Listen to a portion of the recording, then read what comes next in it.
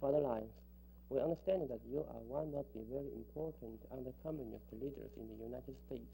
So I wonder if you care, first of all, telling me the main conception of the American people about the communism. Well, the American people feel that we must have a more positive program. We feel this is why only 40% of the American people voted for the present administration. 60% wanted a stronger policy. And we now have a government that understands the problem of communism in Asia much better than the previous governments. Nixon's administration will soon be started. And do you think there will be a new situation to be created in Asia? And in this situation, what kind of role do you think the Republic of China would better play? I think that under the new administration, the free nations in Asia will be encouraged very strongly to cooperate more closely amongst themselves. And the United States government will play a more indirect role. Officially, we would rather have you work in your own name, but we expect to work with you. The Republic of China should do everything it possibly can to form an organization with all of the free nations in Asia.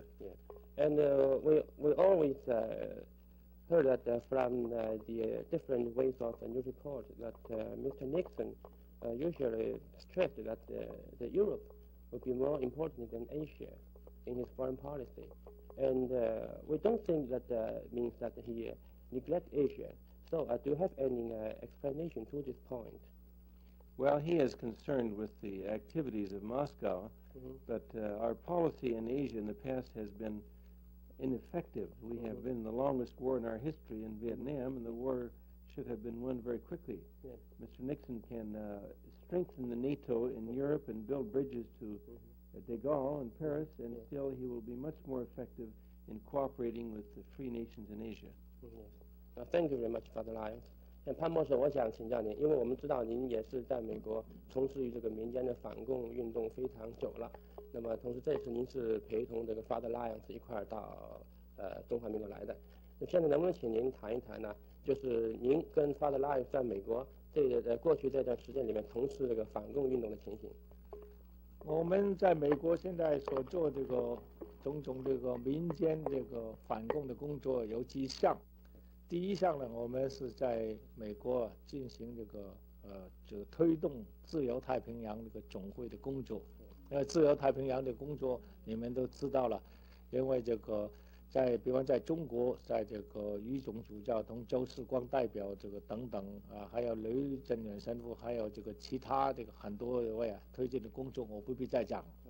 第二项工作，我们组织一个亚洲演讲团，叫 Asian Speakers Bureau， 我们有20几个演讲员，就包含那个亚洲各国同这个欧洲同美国这个学者名人呢，出去跟左派人辩论，在电视，在广播。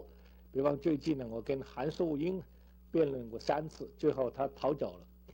那么第三个工作呢，我们有一个叫 East Asian Research Institute， 就亚东问题研究所。我们研究了出了很多书，恐怕你也看见过，我也送过一本书给你，就越南危机。那我们写过北京之音、北京红卫兵，还有别的这个书。